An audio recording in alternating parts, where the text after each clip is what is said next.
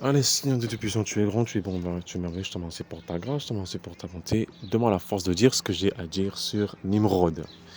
Au nom de Jésus-Christ, dirige ma bouche, dirige mes pas. Au nom de Jésus-Christ, Amen. Donc, gloire à Dieu, mes frères et sœurs.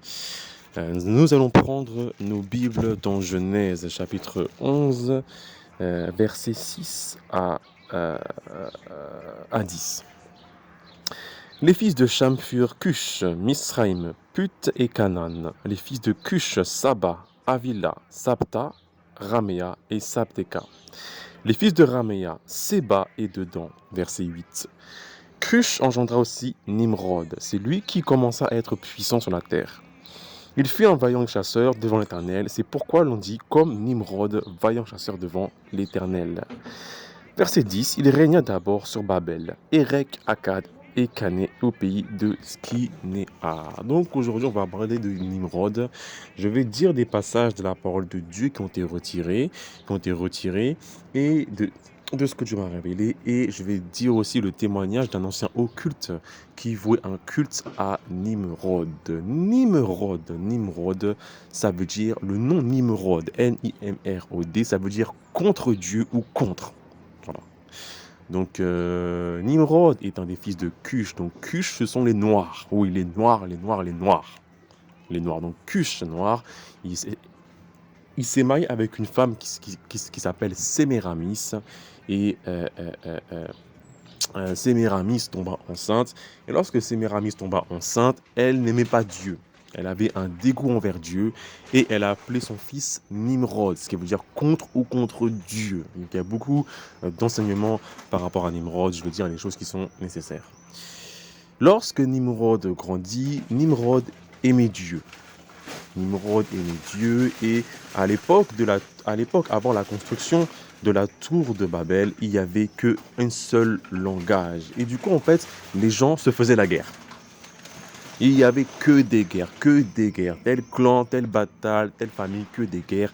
Et Nimrod était toujours celui qui était le vainqueur de la guerre. Et c'était aussi un excellent chasseur, super intelligent. Nimrod était quelqu'un qui était un 8 étoiles, oui, 8 étoiles, puissant, toujours gagnant dans les combats et apte à diriger, à chasser. Le meilleur chasseur, c'était donc Nimrod. Et que lorsqu'il y avait des combats entre clans, Nimrod et son clan invoquaient l'Éternel, invoquaient Dieu, et Dieu répondait toujours à Nimrod, et Nimrod gagnait. Nimrod commençait à gagner en puissance, en pouvoir, et du coup, Nimrod commence le pouvoir, le bras de Nimrod, le parti de Nimrod commençait à être très puissant. C'est la parole de Dieu qui dit que c'est lui qui devient, verset 8, commence à être puissant sur la terre. Donc un langage où il n'y avait qu'une seule langue comme l'informatique, comme l'anglais aujourd'hui. C'est lui qui était le plus puissant, le plus doué, le plus intelligent. C'était Nimrod qui à la fin est devenu un roi. Il faut savoir que là où je parle à l'époque où Noé était encore vivant. Oui, Noé était encore vivant. Et Noé a vu Nimrod grandir d'un enfant à un très grand sage. Et je sais que Noé vivait à l'écart, était respecté comme un doyen, et Nimrod grandissait. Au bout d'un moment, lorsque Nimrod a atteint le sommet de la puissance, Nimrod a commencé à oublier Dieu, il a commencé à régner lui-même, à faire ses propres choses et à adorer des autres dieux, à adorer des démons. Et Nimrod a commencé aussi à communiquer avec des géants qui ont survécu sur Terre. Oui, il a commencé à communiquer avec des géants qui ont survécu sur Terre, et il y a eu un culte avec ça. Au bout d'un moment, en fait, l'orgueil étant monté dans le cœur de Nimrod, Nimrod commença à installer le premier culte occulte au monde. C'est lui, Nimrod, ainsi que sa mère Séméramis, qui ont instauré le premier culte de sorcellerie au monde à l'époque. C'était lui le chef, c'est lui qui a fait, c'est celui qui a grosso modo, qui avec les géants et les anges déchus, ont refait surgir en fait les anciennes pratiques magiques occultes d'à l'époque après le déluge. C'est lui le premier et c'est pour ça que les francs-maçons rendent un culte à l'honneur de Nimrod. Oui, c'est lui le premier, celui qui a instauré beaucoup de pratiques occultes, beaucoup de sorcellerie, c'est lui qui a instauré les sacrifices humains, les sacrifices d'animaux à des dieux, à des démons qui communiquaient. Oui, à des démons qui communiquaient sous forme de telles divinités. Oui. Donc c'était Nimrod ainsi que sa mère Sémiramis. Lorsque l'orgueil de Nimrod a commencé à monter contre Dieu, il s'est rassemblé avec son père, sa mère et les gens de son parti pour construire une tour, pour deux raisons. Raison numéro une, d'après ce que j'ai pu comprendre, c'est que déjà, ils avaient la haine contre Dieu et aussi la peur contre Dieu que leur nom soit effacé avec un déluge, par rapport à un déluge. Et c'est pour ça que Genèse 11, verset 4 dit, ils dirent encore, allons, bâtissons-nous une ville et une tour dont le sommet touche au ciel et faisons-nous un nom afin que nous ne soyons pas dispersés sur la face de toute la terre. C'est qu'ils avaient peur en fait, ils avaient peur de Dieu, ils avaient aussi peur qu'il y ait un autre déluge. Il y avait ça, c'était quelqu'un qui avait écrit par rapport à ça et ils voulaient aussi prendre la place de Dieu au paradis et ils voulaient aussi monter au paradis et mettre leurs idoles au paradis et même chasser Dieu du paradis. C'est ce que j'ai eu comme révélation, oui. Donc ils ont commencé à faire la tour, une très grande tour. Ils ont commencé à parcourir les lieux, à voir est-ce qu'il y a une plaine ou une habitation où on peut construire une grande tour. Et ils ont trouvé le pays de Skinéar, une grande plaine. Ils ont commencé à bâtir la tour. Il y avait des géants qui travaillaient à l'œuvre. Il y avait des gens qui travaillaient à l'œuvre. Il y avait beaucoup de gens qui travaillaient à l'œuvre. Tous les humains, les mâles sur terre qui étaient nés après, qui étaient nés après les trois fils de Noé, cette peuple, ces millions de personnes ont commencé à bâtir une tour sur l'or de Nimrod et ces gens étaient devenus vraiment très fous. D'après ce que j'ai pu comprendre, pour faire la tour était vraiment très très très très très très très très très grande. Ils avaient même réussi à aller dans l'espace. Oui, je répète que dans l'espace, il y a de l'air. Il y a de l'air. Donc tous ces trucs de cosmonautes, c'est du pipeau. Nous ne sommes jamais allés sur la Lune. Dans l'espace, il y a de l'air. Et je sais que pour faire le tour, lorsqu'ils avaient achevé de faire le tour sur Terre, pour faire le tour de la ville, la circonférence du cercle du tour de la ville, il fallait 3 jours. 3 jours de marche. 3 jours de marche pour faire le tour entier, pour faire le tour de la tour et pour aller au sommet. Ils avaient tellement construit loin, haut, qu'il fallait 1 an, 365 jours pour aller au sommet de la tour. Voilà. Donc c'est ce que moi c'est ce que j'ai reçu. Hein. Donc pour aller voilà. Donc 1 an avec des escaliers et du coup les gens étaient fous, ce qui veut dire que lorsque un humain tombait, par terre et qu'il était écrasé parce qu'il avait chuté, et ceux qui bâtissaient la tour n'en avaient rien à cirer. Mais lorsque une brique tombait et se cassait, tous les gens de la tour étaient en train de se lamenter sur la brique cassée. C'est exactement ce qui se passe aujourd'hui, mes frères et sœurs, lorsque on voit le monde. On s'en fout qu'un humain aille à la rue, mais lorsque la bourse craque, lorsqu'il y a un problème sur une machine, les humains commencent à pleurer et ils vont ignorer l'humain. Lorsqu'ils ont achevé de faire la tour, ils ont commencé à faire une guerre avec Dieu. Je parle de guerre physiquement. Ce qui veut dire que au bout d'un moment, la plupart se sont réunis au-dessus de la tour et ils ont commencé à tirer des flèches dans le ciel, dans l'espace, pour atteindre Dieu. Oui, pour atteindre Dieu. Ils étaient tellement en colère, ils disaient voilà, ils vont atteindre Dieu. Et du coup, le Seigneur a riposté en envoyant des flèches avec du sang pour leur faire croire que leurs flèches qui ont été envoyées ont touché le Seigneur et que le Seigneur a été blessé. Et du coup, lorsqu'ils ont vu ces flèches atteindre du sang qui était qui est revenu sur eux, ils ont commencé à être heureux, à être dans la joie, à vouloir dire c'est bon, on va commencer à vaincre Dieu, on va commencer à s'installer au paradis, on va mettre nos dieux au paradis et voilà comment ça se passe. Donc voilà par rapport à la tour de Nimrod. Là, je dis des passages de la parole de Dieu qui ont été retirés.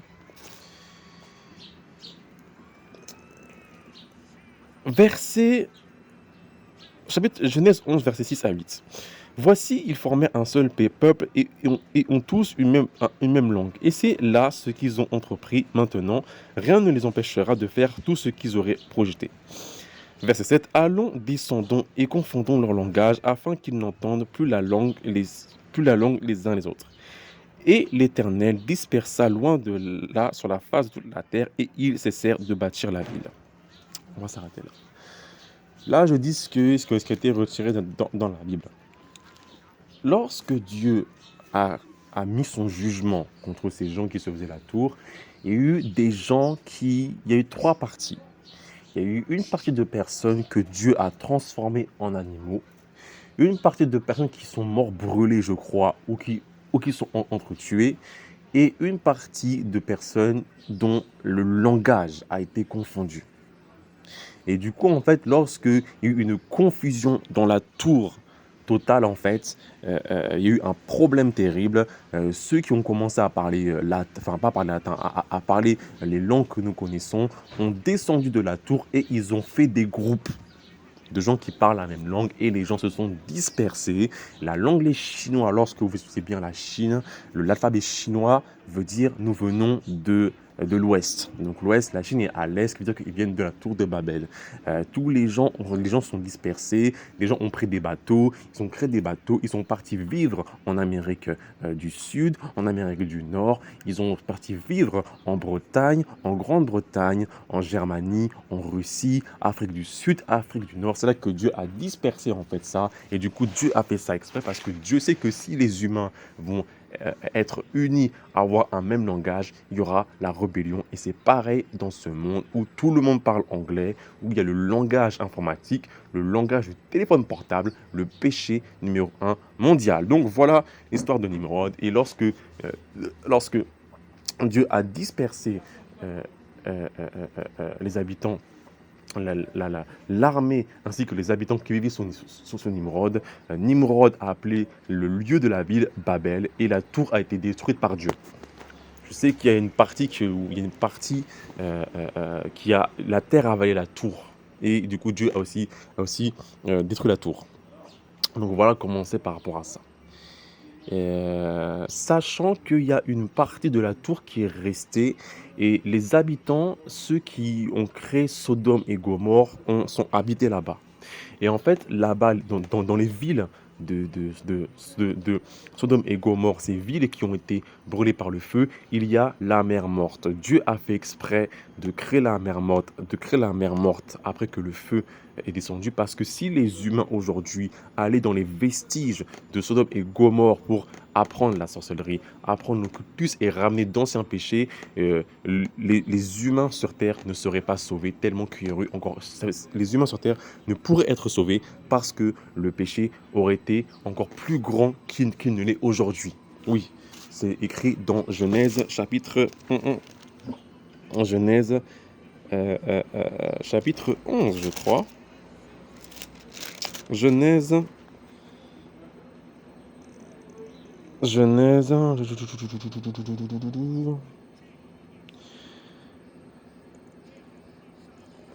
chapitre 14, verset 1 à 5. La parole dit quoi?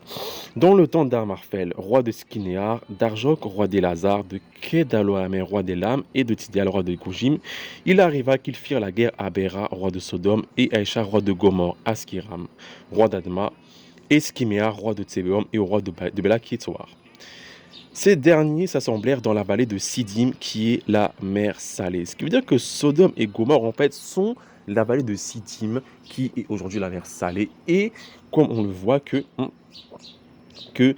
Sodome et Gomorre se trouvent dans la vallée de Skinéar. C'est-à-dire que les gens en fait qui ont bâti Sodome et Gomorre ont été près des vestiges de la tour de Babel, d'après ce que j'ai pu comprendre. Donc voilà. Donc ici, Dieu en fait a créé la mer Salée. C'est une mer particulière parce qu'on ne peut pas aller au fond. Donc du coup, si les gens vont au fond, vont fouiller, ils vont remonter. Et là, comme il y a un conflit Israël-Palestine, aucun archéologue ne peut aller fouiller ce qui se passe dans la mer ou envoyer un sous-marin ou une sonde. Donc ce qui fait que Dieu règle vraiment ça, il tient ça à la légère. C'est vraiment super sérieux. Donc du coup, l'empire de Nimrod a été détruit, les gens se sont dispersés, les peuples ont commencé à être nomades, ils sont partis au Japon, en Chine, avec des bateaux qu'ils ont créés eux-mêmes avec du bois. Ils savaient se diriger nord, sud, ouest, ouest, avec les étoiles. Euh, Donc Nimrod commençait à régner sur son royaume et il y avait des guerres avec d'autres royaumes d'à côté. Et du coup, c'est là que fut né Abraham. Abraham, lorsqu'il fut né, en fait, au niveau des étoiles, comme Jésus-Christ, Matthieu 2,2, la parole dit que nous avons vu l'étoile du roi des Juifs briller à l'est. Donc nous sommes venus l'adorer. Lorsque Abraham est venu, en fait, non, je sais pas si c'est vrai. Lorsque Abraham est venu sur terre, les sages et les astrologues de Nimrod ont vu, en fait, un signe dans les cieux qu'il y avait une grande étoile qui est venue et qui a mangé 4 étoiles. Et du coup, les sages étaient, comment dire, assez inquiets par rapport à ça. Et du coup, c'était un signe, quelque chose que Dieu a fait, que Dieu a envoyé, qui présentait la naissance d'Abraham, que Dieu va vraiment élever Abraham pour renverser Nimrod. C'est ce que les astrologues et les sages ont interprété ça. Et du coup, ils sont venus voir Nimrod, je crois, et ils lui ont raconté le signe. Donc, Abraham était le fils de Térak, si je ne me trompe pas. Et du coup, en fait, Térak a eu son enfant, tout content. Nimrod était au courant, en fait, du signe que dans le ciel. Ils ont trouvé que c'était le fils de Térak, donc Abraham, qui est c'est ce qui est l'étoile, la grande étoile qui a mangé les 4 étoiles et qui devait renverser le royaume de Nimrod. Nimrod a appelé Térak qui était un des chefs, le deuxième, je crois, le troisième dans le rang de l'armée de Nimrod. Et Nimrod a dit que ton fils qui est né, il va prendre mon royaume, je vais le tuer. Donc Térak avait un peu peur et il a fait une magouille. Il a pris le fils d'un de ses, enfin, je crois que c'est cette histoire, d'une de ses servantes, et il l'a amené à Nimrod en lui faisant croire que c'est Abraham, et Nimrod a écrasé la nuque de ce petit enfant qui croyait que c'était Abraham, et Nimrod s'est réjoui. Abraham a grandi sous la maison, sous l'aile de Noé. Noé était encore vivant. Noé était encore vivant. Il a vu la tour de Babel et le jugement de Dieu. Et du coup, Noé a appris beaucoup de choses à Abraham. Et lorsque Abraham a grandi, Abraham était un rebelle, ce qui veut dire qu'il n'aimait pas du fait que son père Térak ainsi que le royaume de Nimrod adorait des idoles. Donc, ce qui veut dire qu'il s'était rebellé en fait du fait que ses parents adoraient des statues de pierre et de bois et que Nimrod adorait Elohim. Oui, je suis très sérieux. Donc du coup, je sais qu'il y a eu un scandale avec Nimrod, enfin avec Abraham et son père Térak. Térak l'a amené à Nimrod. Il a dit voilà, j'ai un problème avec mon fils. Il m'énerve, il casse mes dieux. Et du coup, Nimrod a dit mais ton fils, je l'ai tué. Et du coup, Térak a dit oui, mais en fait, j'ai menti, j'ai eu peur, je voulais pas faire mourir mon fils. Donc du coup, en fait, quand c'est comme ça, en fait, Nimrod était en colère. Il a dit très bien, Abraham, on va le mettre dans la fosse, oui. Mettre quelqu'un dans une fosse, c'est enfermer quelqu'un en fait dans une fosse comme Daniel, comme Shadrach, Meshach et Abednego. Ce qui veut dire que cette pratique-là était récurrente en fait à l'époque. Donc lorsqu'il y avait un rebelle qui était vraiment qui faisait vraiment le fou, le fou, on devait l'enfermer dans une fosse et tout le monde regardait, les femmes, les enfants, les petits, les mamans regardaient la personne en train de brûler vive. C'était un spectacle et du coup, ils ont amené Abraham dans la fosse et je skip vite fait. Ils ont amené Abraham dans la fosse au feu, ils l'ont amené dans le feu. Et comme Abraham mettait sa confiance en Dieu, le même miracle que Shadrach, Meshach, Abednego, dont Daniel s'est produit. Et du coup, Nimrod a reconnu que Dieu est Dieu. Il s'est prosterné. Il a laissé Abraham sortir. Donc là, je coupe vite fait parce que ça me manque un peu de... Dans la fosse aussi, il y avait le frère, il y avait un autre frère d'Abraham, pas Lot. Donc lui qui, comme ne croyait pas en Dieu, a été brûlé dans la fosse. Satan, je te refuse, dégage. Donc voilà. Donc du coup, après, il y a eu une guerre civile. Abraham a fait un coup d'État. Et du coup, Nimrod a perdu sa grandeur. Et du coup, Nimrod est devenu un moins que rien. Et il était avec sa mère. Et au bout d'un moment, en fait, Dieu a endurci le cœur de Nimrod.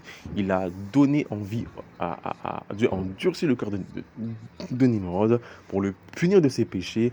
Dieu l'a fait pécher davantage. Il a fait en sorte que Nimrod eut un enfant avec sa maman, Séméramis. Et l'enfant Tammuz est né. Tammuz qui est né, donc qui est mort à l'âge de 40 ans par un sanglier. Et c'est pour ça que les catholiques font le carême de 40 jours pour célébrer la naissance de Tammuz. Et lorsque Séméramis, la mère de Nimrod, était enceinte, l'oncle de Nimrod, qui était vraiment en colère à cause de ce que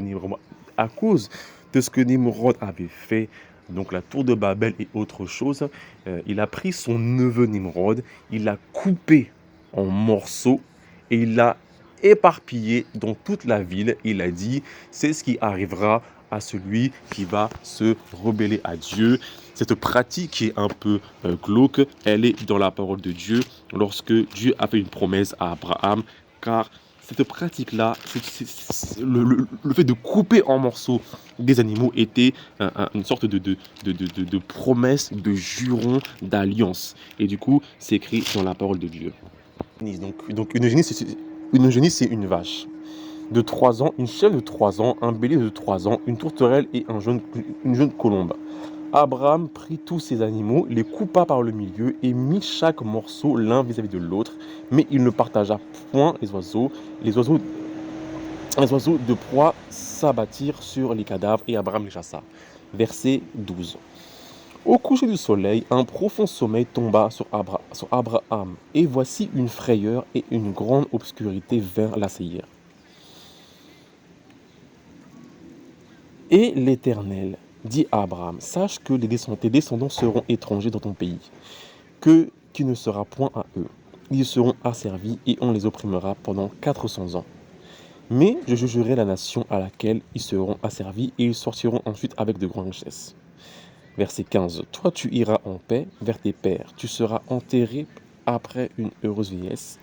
À la 4e génération, ils reviendront ici, car l'iniquité des Amoréens n'est pas encore à son comble. Quand le soleil fut couché, il y eut une obscurité profonde, et voici, ce fut une fournaise fumante et des flammes passèrent entre les animaux partagés. Qu'est-ce que ça veut dire? Ici, lorsque Dieu a fait une alliance à Abraham, Dieu qui est venu dans une forme de feu, de fournaise brûlante, il est passé entre les animaux, ce qui veut dire que c'est une alliance, comme lorsque l'oncle de Nimrod a découpé Nimrod en morceaux, qu'il a éparpillé les morceaux de Nimrod dans la ville en disant, ça sera le cas de quiconque va venir ici.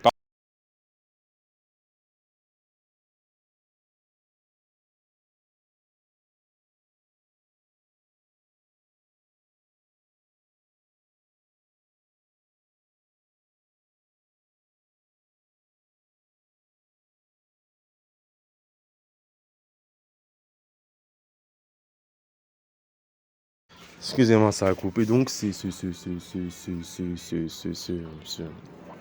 chose était courante, était pratique de découper un bœuf et de dire une chose en passant à travers le bœuf. Donc, c'est ce qu'ils faisaient à l'époque. Donc, Nimrod était découpé en morceaux et du coup, la religion au pays de la Chaldée, alors qu'Abraham faisait des coups d'État pour se rebeller, c'était de la sorcellerie, c'était de l'occultisme. Et Séméramis, qui allait accoucher de l'enfant de Nimrod, est parti voir les prêtres. Et du coup, les prêtres lui ont conseillé de dire que c'est la réincarnation de Nimrod, qui veut dire que Nimrod n'est pas mort, c'est sa réincarnation. Et du coup, ils ont dit qu'il faut que Séméramis, donc il faut que la mère de l'enfant, donc de Tammuz, du fils de Nimrod et de Séméramis, disparaître afin que ce Tammuz soit considéré comme un dieu. Et du coup, ils ont fait croire au peuple que Séméramis s'est envolé dans le ciel comme la légende de la mère la légende de la mère de Dieu, reine du ciel, et que lorsque elle est partie, il y a des œufs qui sont tombés par terre et qui sont les œufs de Pâques. Donc voilà. Donc à l'époque, Tammuz, que le peuple pensait qu'était une réincarnation de Nimrod, donc un antichrist, était adoré comme un dieu, et il est mort à l'âge de 40 ans. Il est mort à l'âge de 40 ans, tué par un sanglier. C'est pour ça que les catholiques, je le répète, font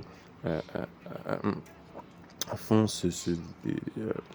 font le carême, jeûner 40 jours, ils vont tuer un sanglier, manger un sanglier, le Thanksgiving en Amérique, et pour dire que pour honorer Tammuz, pour honorer l'antichrist, pour honorer le fils de l'inceste, de la, dépravation sexuelle.